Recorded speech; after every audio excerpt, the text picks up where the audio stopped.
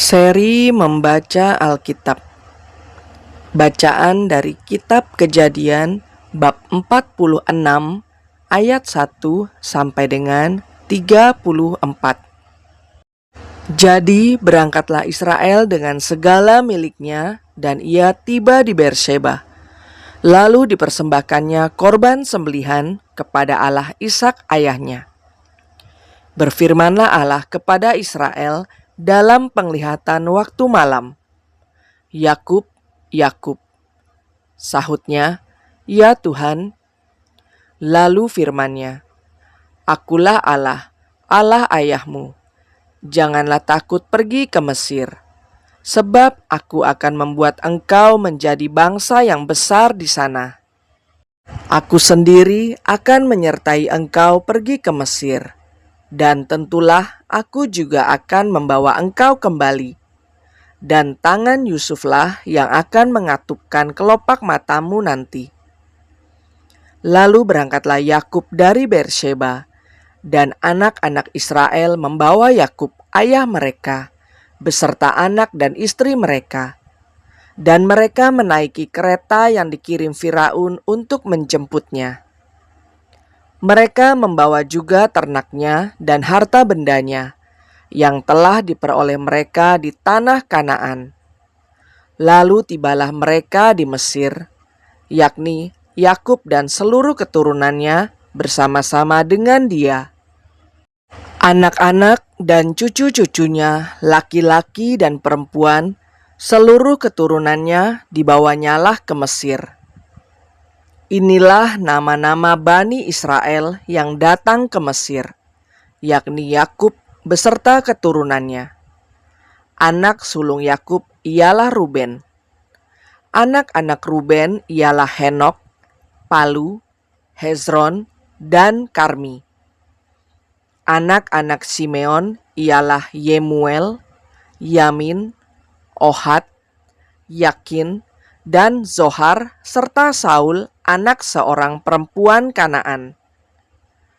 Anak-anak Lewi ialah Gerson, Kehat, dan Merari.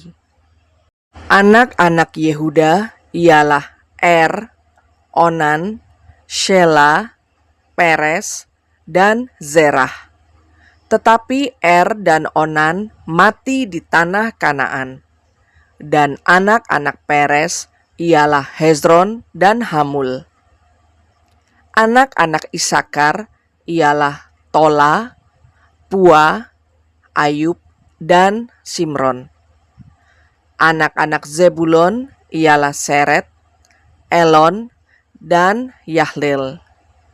Itulah keturunan Lea yang melahirkan bagi Yakub di Padan Aram anak-anak lelaki, serta Dina juga anaknya yang perempuan. Jadi seluruhnya laki-laki dan perempuan berjumlah 33 jiwa.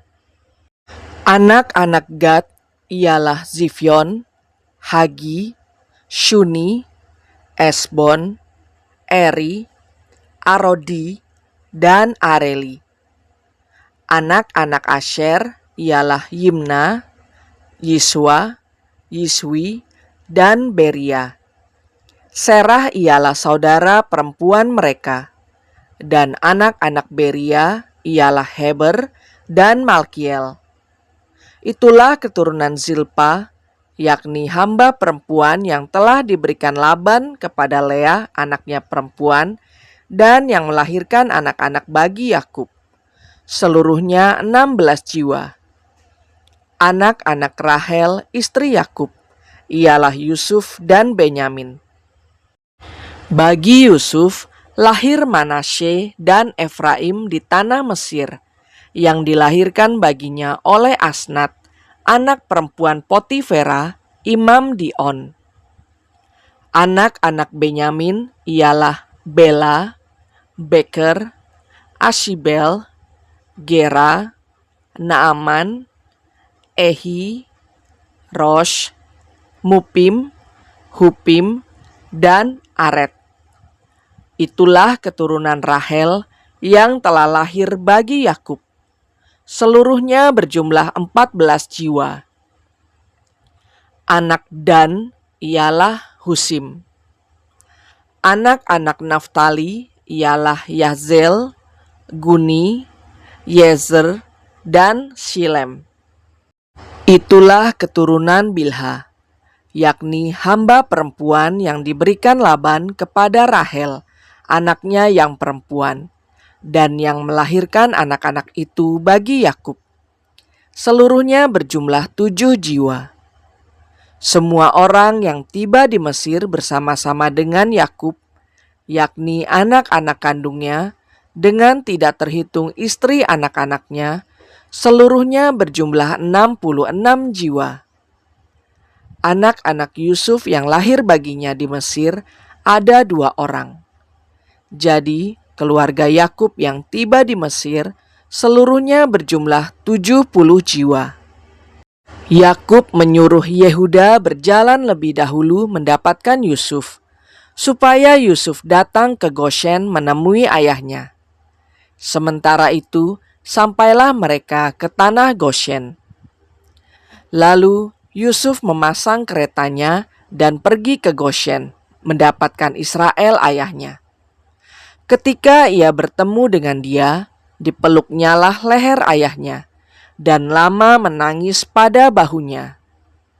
Berkatalah Israel kepada Yusuf, "Sekarang bolehlah aku mati, setelah aku melihat mukamu dan mengetahui bahwa engkau masih hidup." Kemudian berkatalah Yusuf kepada saudara-saudaranya dan kepada keluarga ayahnya itu, "Aku mau menghadap Firaun dan memberitahukan kepadanya, saudara-saudaraku dan keluarga ayahku yang tinggal di tanah Kanaan telah datang kepadaku.